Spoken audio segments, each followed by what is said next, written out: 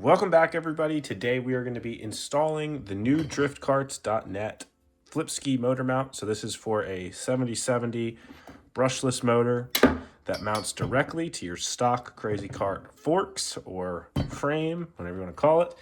And no modifications are required. And you can remove your stock tensioner to alleviate any rattling or annoying noises that may come from that piece of equipment. So this auto tensions the motor, which allows you to get rid of that tensioner. So you can slide the motor up and down to get rid of the slack in your chain. We're going to go over how to install this properly. That way you have to do it once and you don't have to do it again. And we're going to show you all the tools you need as well. So it's pretty easy on the tool side of things. You need a 2.5 millimeter Allen key and a 3 millimeter Allen key. So you're going to need two bits, 2.5 and 3. When you purchase the motor mount, you get all the hardware. So you get the mounting screws for the top of the mount, and then you get the motor mounting screws, which go there. You also get a set of Nord lock washers, which permanently secure the motor to the mount. So once you set your tension, it's not going anywhere. You can remove it, obviously, with a screwdriver, but normal vibrations, normal riding conditions, heavy bumps, big jumps, and stuff like that is not going to affect your motor tension. With that being said, let's get into step one. So we're just going to move this out of the way. And so for step one, what you're going to want to do is first figure out the two different sets of screws. So you have a pair of M4 screws here and a pair of M3 screws here. Your M3 screws are what's going to go into the motor, and that's what you're going to use the Nord lock washers with.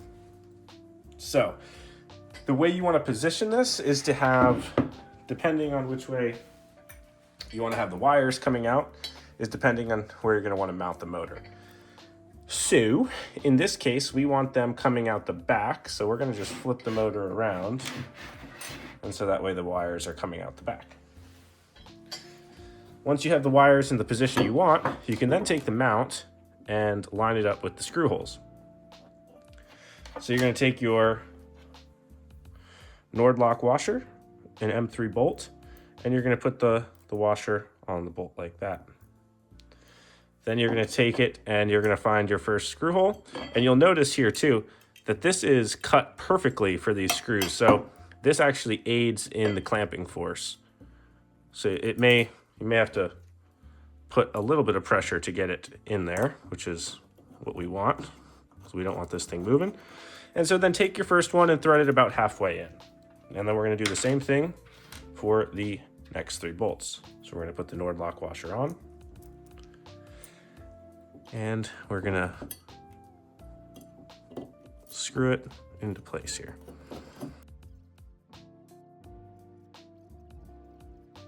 Okay, so once you have the 4 motor bolts installed, it's going to actually already want to hold in place. So you'll see it's not super easy just to slide around in there. And that's why we're leaving them loose.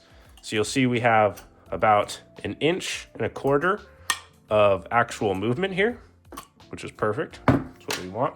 So once you have this, now it's time to actually grab your cart. See here, you got your 4 mounting holes on the top. And those line up perfectly with the 4 mounting holes here. So what you'll do is take your mount, and for now you can just put it in there like that and grab your first bolt. So this is your mounting bolts. You will receive lock washers. For the sake of the video, I'm not using a lock washer just to make my life easier. But yeah, you definitely want to use the lock washers. So first things first, slide that first bolt through. Take your nut, and you're going to want to thread that first nut onto the bolt. And you want to leave it loose, so just do it hand tight. And then we're going to rotate, and we're going to come and do the other side now. So we're going to pop the second bolt through. Put the other one hand tight in there. Okay, now we're going to flip it over, and we're going to do the back too.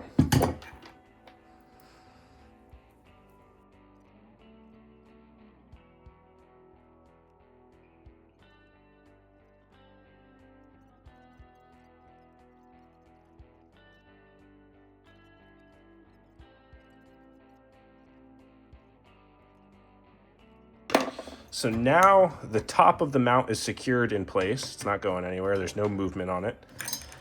So now what you're going to want to do is take your chain and you're going to want to wrap that around the top of the sprocket. So you can fish it through like this. And now we're going to just put it on the top sprocket.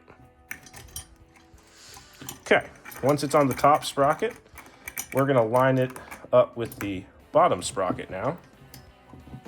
And you can spin the wheel to help guide the chain on.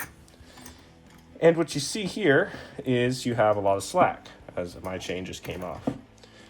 What you can do is you take your motor and you slide your motor up. And then that alleviates the slack, takes it out. The trick here is you see how there's more slack here and less here? So depending on the loosest point, that's where you want to set it. So you do a quarter turn back to get the tightest point and a quarter turn forward to get the loosest point. The loosest point you want to have maybe about that much slack. You don't want it to sound like a guitar string, and you don't want it to be too tight, because if it's too tight, you're going to damage your motor. So right around here is good. So if we go to the tightest point or to the loosest point, we get a little bit of slack. And then if we go to the tightest point, we almost get no slack. So that's what we want.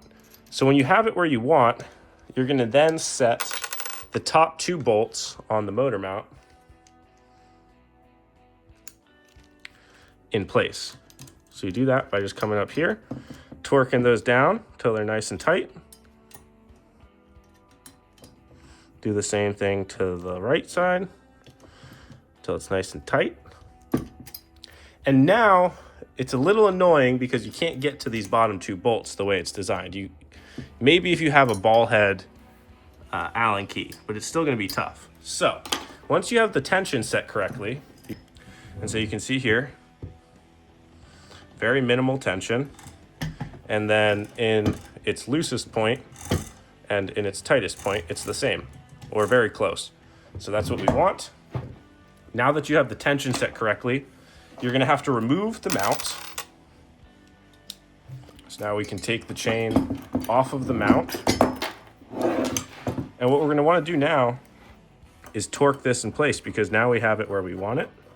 Ooh, this is the wrong sized one. Right? Yeah, that's too big. We need the 2.5 millimeter here, so we're just going to tighten these down.